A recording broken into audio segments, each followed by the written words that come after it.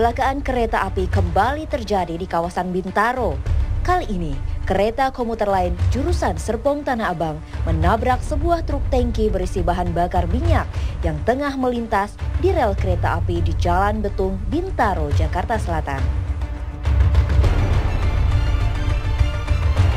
Tak lama berselang, truk tangki tersebut langsung meledak dan kobaran api pun langsung menyala.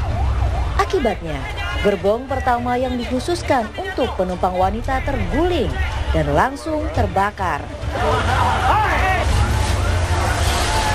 Sontak, penumpang yang sebagian besar wanita dan anak-anak terjatuh dan langsung berupaya untuk menyelamatkan diri.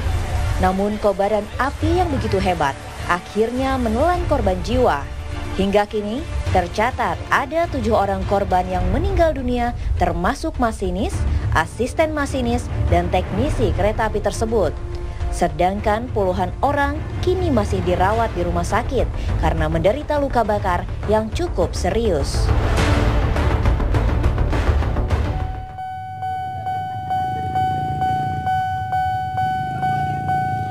Selamat malam pemirsa, Meja Bundar kami siarkan langsung dari lokasi kecelakaan kereta komuter lain di perlintasan kereta api Pesanggerahan di Bintaro, Jakarta Selatan.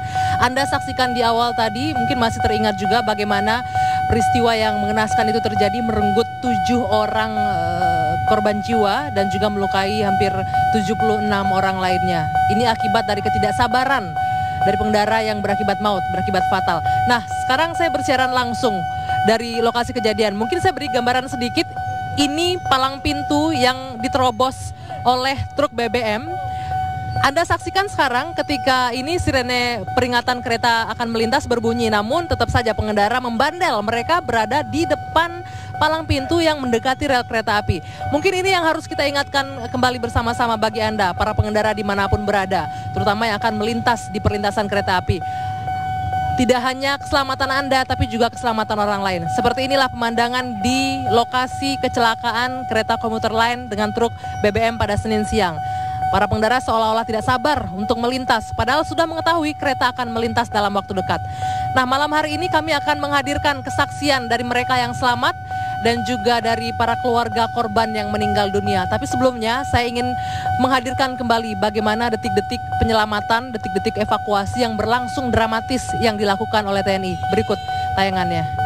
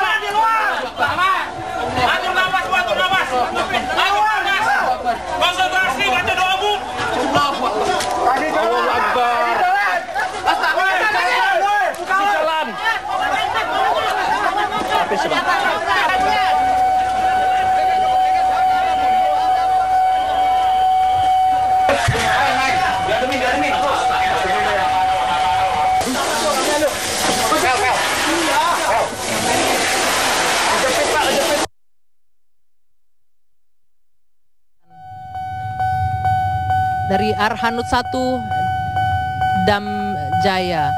Dan kami malam hari ini juga akan mengundang salah seorang saksi korban yang berada di gerbong pertama, yang gerbong mengalami ledakan juga. Ada Ibu Atih Haryati. Selamat malam Ibu Atih. Selamat malam Ibu, apa kabar? Ibu, sebelumnya kami mengucapkan prihatin juga atas apa yang Anda alami dan mengucapkan terima kasih atas kehadiran Ibu. Saya tahu tadi sebelum kita mulai acara Ibu masih sangat takut untuk berada di sini ya Bu ya? Iya. Masih sangat bergetar tadi untuk berada di sini mendengar bunyi sirene kereta api dan juga kereta melintas. Iya. Ibu Atih, Ibu bisa ceritakan apa yang Ibu alami di gerbong pertama saat itu? Ya. Waktu itu, mohon maaf ini saya serak ya. Waktu itu saya naik dari stasiun Pondok Ranji, 2 menit kemudian kurang lebih ya, itu masih ada keretanya itu ada kayak ngerem begitu kan. Saya sampai terlepas dari pegangan saya. Udah gitu yang bisa saya lakukan adalah cuma baca-bacaan aja. Astagfirullahaladzim. Udah gitu hasbunallah, hanya Allah yang memberikan pertolongan bagi saya. Waktu itu udah gitu lihat ke kanan sedikit, ada masinis atau siapa saya nggak tahu, yang jelas dia keluar. Tapi nggak tahu memberikan apa-apa atau tidak, karena saya langsung merem kembali. Pada waktu kejadian itu tidak mendengar ledakan, tidak mendengar apa-apa, hanya krek gitu sedikit. Tapi itu pun langsung mati. Ya udah, akhirnya saya sudah numpuk dengan penumpang yang lain. Apa yang ibu lihat di sekeliling ibu saat itu? Apakah ada asap atau ibu tidak bisa bernafas? Iya, asap. Pertama-tama yang pertama kali saya lihat adalah api dari atas. Nah, saya berusaha kemana saya harus keluar gitu kan. Nah, habis itu lama-lama asap banyak sampai akhirnya gelap, dan akhirnya saya susah untuk bernapas ya. Akhirnya saya udah pasrah di situ. Ya Allah, kalau kau mau ngambil hari ini, aku udah pasrah. Udah ampuni dosa hamba ya Allah. Udah minta tolong sama ibu bapak saya, minta maaf, titip anak hamba. Akhirnya saya berusaha untuk membuka, ngegedor-gedor pintu jendela berapa puluh kali, saya nggak tahu. Yang jelas Allahu Akbar, Allahu Akbar, Allahu Akbar. Sampai mungkin akhirnya seperti ini. Ini luka di tangan ibu ketika berusaha memecahkan kaca. Ya.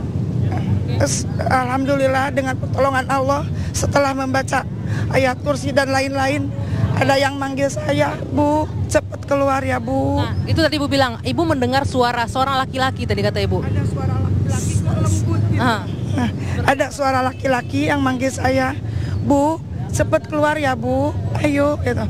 Biasanya kan di tempat yang kejadian seperti ini, ayo, ini enggak, kok lembut banget gitu loh sama saya gitu kan. Ya Allah, mungkin ini pertolongan. Pas saya ngelihat ke kanan, ada orang nggak? Orang ada satu, itu pun nggak tahu siapa. Yang jelas pintu sudah kaca sudah ada yang mecahin gitu. Akhirnya saya alhamdulillah bisa turun ke jendela yang sudah dipecahin. Katanya saya dengar orang sini yang pakai balok. Itu kan saya udah minta tolong ya Allah, kalau kau masih memberikan nyawa, datang ke orang untuk memecahin kaca ini gitu. Ayo aja di situ. Ibu Ati, berapa lama ibu mencoba memecahkan kaca itu sampai tangan ibu terluka seperti ini? 10 menit lo mungkin lo ya. Tapi karena hampir habis tenaga saya dan sudah hampir tidak bisa bernapas lagi, makanya sudah bukan banyak lagi, sudah gelap dan ya saya sudah pasrah, sudah membayangkan saya menjadi jenazah. Udah innalillahi wa inna ilaihi rajiun.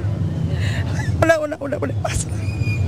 Ibu lihat nggak Bu korban-korban yang lain yang ada di sana, bagaimana kondisi mereka? Apakah ada yang juga berusaha menyelamatkan diri atau mungkin sudah banyak yang pingsan yang Ibu lihat? Saya tidak, karena pada waktu saya turun dari pintu itu, ada yang merangkul saya pakai baju hitam. Ibu jangan tinggal di sini, karena ini akan meledak. Ibu harus pergi jauh. Saya tidak ke masjid, saya tidak ke sini, tapi saya cari yang paling jauh. Akhirnya saya ketemu ada gedung Balai Rakyat. Di situ saya sendirian, tidak ada orang. Tidak ada orang yang ada, maksudnya tidak ada orang yang ikut sama saya gitu. Pergi. Nah, Ibu Ati, ini balik lagi nih, waktu Ibu di gerbong. Tadi Ibu katakan Ibu sempat melihat seorang, entah itu masinis atau teknisi sempat keluar ya. Bagaimana sih rupanya dan apa yang dilakukan Ibu? Dia keluar dari buka pintu, terus dia keluar. Tapi saya nggak sempat dengar dia bicara apa, tidak. Hanya lihat keluar.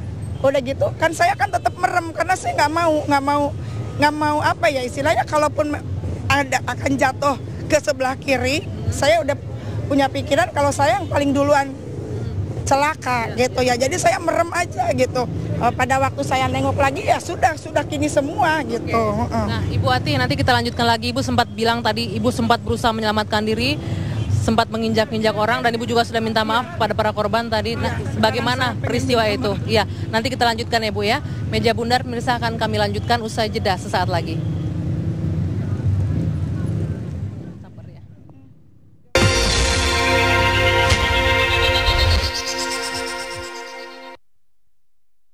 Kuku Bima Energi, minuman energi para pemberani.